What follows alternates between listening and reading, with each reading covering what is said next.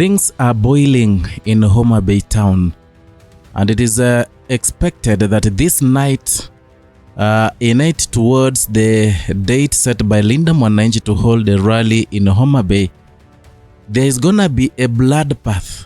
People are going to be killed. People are going to be left bleeding to death in this night. This is because of the Homa Bay town MP Kaluma, Peter Kaluma, was called for his goons to pass from house to house, from hotels to hotels, so that they can smoke out anyone who is suspiciously, or rather who looks like a Linda Mwananchi supporter. It is a very bad statement made by Kaluma, a statement made so that it can be seen that Homa Bay is a two-term zone. These people have tried so much to prevent Edwin Sifuna to be in Homa Bay, but they have realized that whatever they do, it is useless. The money they were given from State House in sacks to give the people ate the money, but still you can feel the coldness as they receive this kind of leaders, the likes of Gladys Wanga. So, being certain that the Linda Mwananchi rally would be massive on Sunday, the 16th, or rather tomorrow, Peter Kaluma has resorted to violence. Now he's using boys and hungry youths who are jobless. He has given them crude weapons to pass from house to house to beat and cut people who are supporting Linda Mwananchi. That is why I started by saying it is expected that this night it could be the bloodbath night in Homa Bay.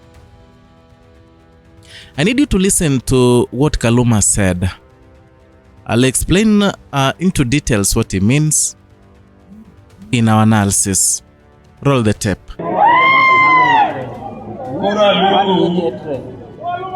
Mondo kocha koresani kawa wuok ka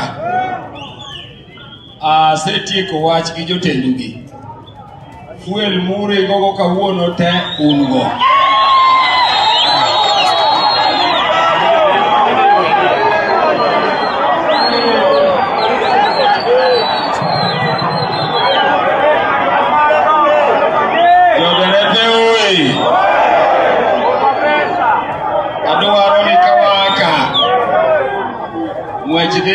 Mwechidi rodi mwechidi Homa Bay.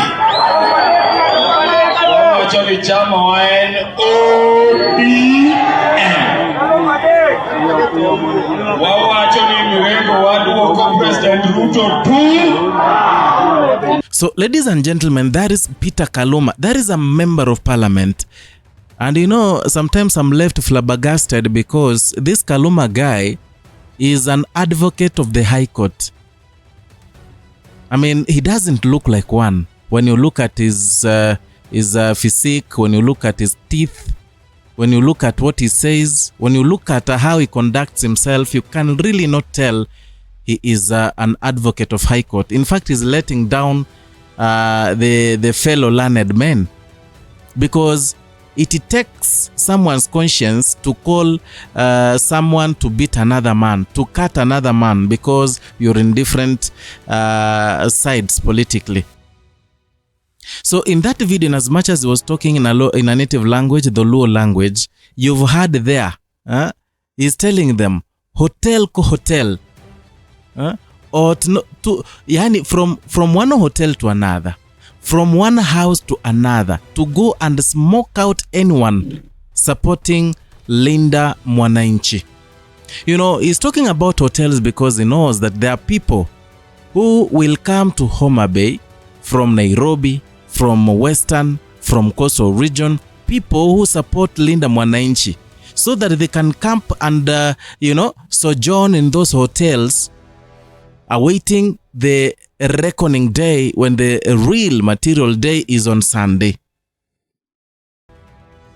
I mean, That is a way of preventing this rally from happening. They don't want, but it's a very primitive approach, because siku hizi from Nairobi to Homa Bay using ndege ni pesa kidogo sana. People, when they decide to changia Edwin Sifuna, don't you think these people have the temerity to, you know, drive all the way from Western or Nairobi to Homa Bay? To make matters worse, even said that they move from ot to ot, and from nyumba to nyumba. And here, the science behind it is that there are people who will come because hotels will be locked out of the threat he had given. They will resort to look for friends to host them. So those people watolewe mbio. This, as I told you, is an advocate who knows that hotels in Homa Bay, this is the time they should blossom. This is the time they should be making a lot of profit. This is the time they should be happy. The owners should be happy because watapata pesa. But you realize the governor of that county is an empty shell. You realize the one who is working with her, the Kaluma guy, is also another nuthead.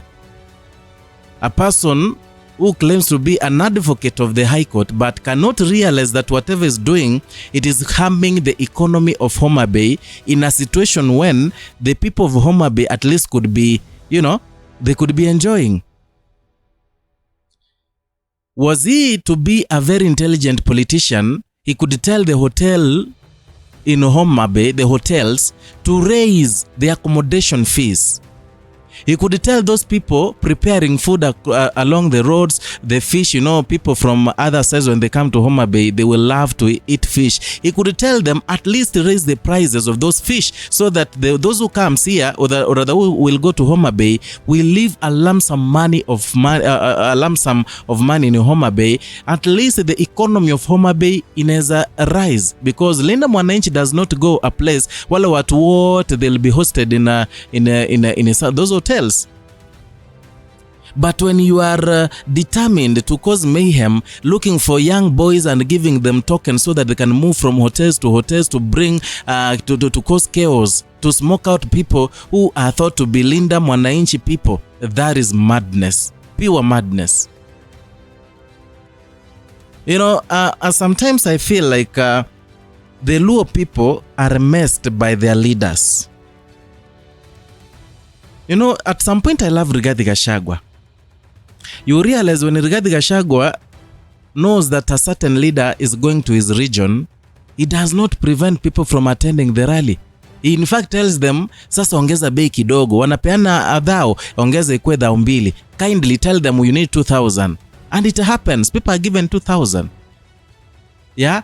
Ananyamaza, anatulia. Ruto anaenda pale na muia na mtukana na mtusi. After Ruto has gone, people have gotten some money. That is the time when he starts clearing the mess that was caused by William Ruto. A very intelligent politician. But now the problem is in Lowland. In fact, in Lowland, the people are learned. The only problem is the leaders there, they are knuckleheads.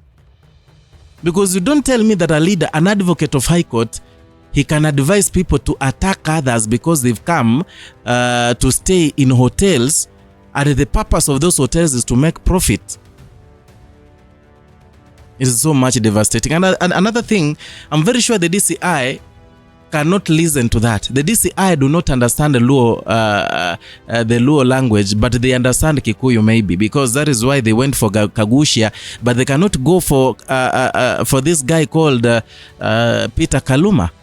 Because whatever Kagushia said and what Kaluma said, in fact Kaluma said the worst thing. I never expected itulie tu hivyo. But they are silent.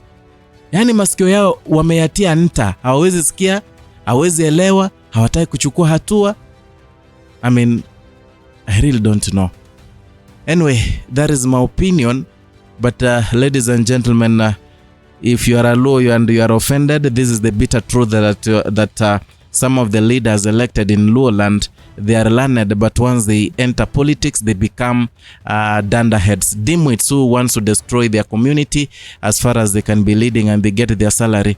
And that is why you find there's some poor roads and someone is pocketing energy CDF money, and there is nothing is done anyway.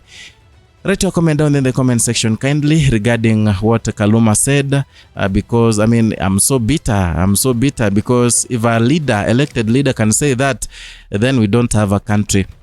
So if you are new here and maybe you've loved my content or you've disliked it and you may want to watch a content that you dislike, you can subscribe, like and comment, and also hit the notification bell so that you can be receiving notifications each and every time we bring you a new content.